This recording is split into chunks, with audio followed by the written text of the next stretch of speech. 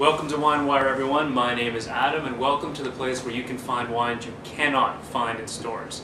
We have an unbelievably special guest today on this episode, someone that I've admired for a long time, the legendary Tony Aspler. For those of you who don't know who Tony is, you've been either born under a rock or you haven't had a glass of wine in the last 30 years.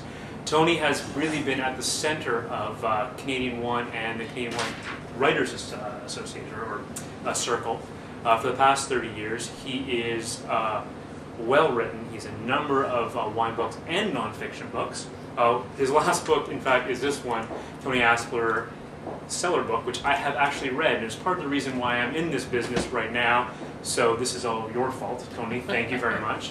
Okay. Tony also received the Order of Canada in 2007, and as well, this year was inducted into the New York Media Wine Writers Hall of Fame, which is pretty cool for someone who's been doing this for as long as you have. Tony, I mean, the opportunity to come sit down with you is amazing. I have a couple questions.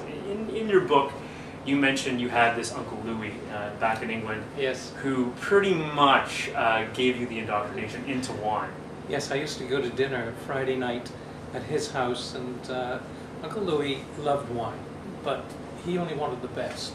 So at his table, I tasted the great Chateau Lafite, the Iquems, all the Romani Contis, all the great wines in the world. You know, that's a very great mentor to have. Indoctrination. It spoiled me forever. Well, it does, and you end up chasing that feeling that you get when you taste a great wine like that for, I guess, for the rest of your life.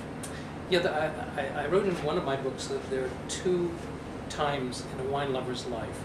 There's the time when you discover wine, and then there's a time when you discover fine wine. There's a really big leap there. I can 100% agree with you on that one. Tony, a lot of the people that watch this show really are learning about wine from a very base level. And a lot of people are very intimidated going into a store or looking at the wall of wine bottles. You know, for someone like that, what would you suggest to do to bring the anxiety down? Well, first of all, you have to determine what you like in wine. Your taste is unique, it's yours. Don't let anybody tell you what you have to drink. If you like white Zinfandel, fine. You know, but if you feel intimidated, go and buy a bottle of wine and taste it blind. The best thing to do is to get together with a group of friends, each bring a bottle blind, that is, put it in a paper bag and serve it blind, and then talk about it, and then reveal it and see what it is, because I think tasting blind is the best way to assess wine, and the way to learn about wine is to taste. Absolutely, that is the way that I learn. And taste comparatively, because then you can see the difference between wines.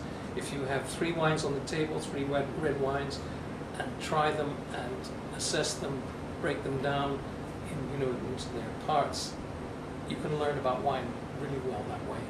I 100% agree. It's the way that I learned. It's the way that I think you should learn, and especially tasting wine blind, it totally breaks down any sort of preconceptions that you have about what's in the bottle. Yes, I mean, a lot of people say, well, I don't like Canadian wine, but when you pour a glass of good Canadian wine, they really enjoy it. So you're right. It's a question of that you have to sort of release all prejudices.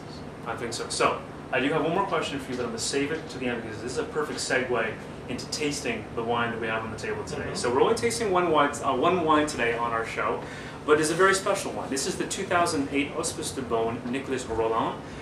It is an incredibly unique wine. This wine was actually bought at auction by the agent represented by Rolando Maya. It was bought at the Christie's auction, and there are only 280 bottles in, well, not just Canada, but in North America. It is available through Rolando and through WineWire, and it is also on a number of restaurant wine lists, but right now I can tell you it is at l'Avenue Bistro in Toronto on Bayview, and you can taste it here.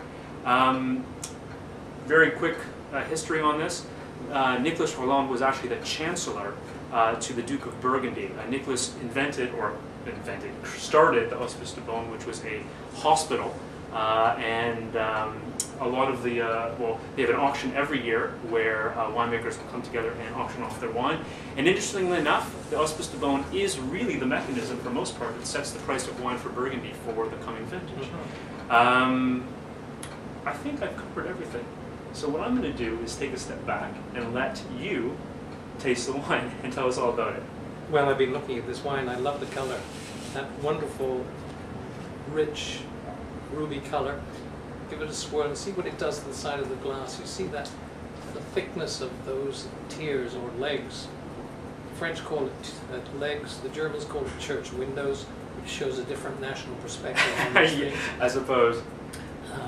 Okay, and on the nose, you get that really characteristic raspberry nose with, if you've ever sort of been in a forest after the rain, you get that slight sort of, what they call sous-bois note, that undergrowth note on the nose, and with some minerality.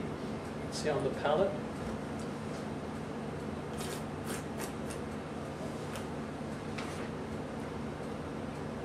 Great tension between the sweetness of the fruit and the acidity, beautifully balanced. But what is impressive is the mouthfeel, that sort of velvety mouthfeel, and how easily it sort of slips down the throat. And there's a seamlessness about this wine. You can't determine where the fruit ends, the alcohol begins, the acid, the oak. It's all very much integrated, very harmonious and elegant wine. You know, we talk a lot about integration on our show on a regular basis, which I hope you watch going forward, because it can be quite entertaining watching Nelson and I, you know, make fools of ourselves. But you know, it is an incredibly well integrated wine. It has all those really classic notes for me in terms of what I'm hoping for in a great Burgundy. It is. I mean, Burgundy is like a minefield. You can either be blown to heaven or blown to hell. Yes. I mean, it's so difficult, but this is a spectacular Burgundy. You know, and I hope you'll have great success with it, because you deserve to. I hope so, and Rolando as well. You know, you picked a fantastic wine. This is available on our website. It's just over $90. You can order it through, the link to this wine is directly below the video. But you mentioned something about minefields, which I think is a perfect segue to my last question. In 2001, you started a charity called Grapes for Humanity. You know, I think that's a really important thing. I want you to take an opportunity and tell people how they get involved and what it's all about. Yes, well, Grapes for Humanity is a foundation, a charitable foundation, all volunteer, to raise funds for victims of landmines and children who need prosthetics. We've expanded the sort of mission statement to include basically children who in distress around the world who need support. We're currently building a school in Guatemala, and we're doing a lot of different projects around the world. And it's all based on wine. That is, we raise the funds through wine dinners, wine auctions, wine tastings, and it's a lot of fun to raise money that way. Terrific. That's well. Thank you so much for taking the time to sit down with us, and thank you so much for letting us taste a great wine with you. Not at all. And cheers. Cheers. Thanks very much.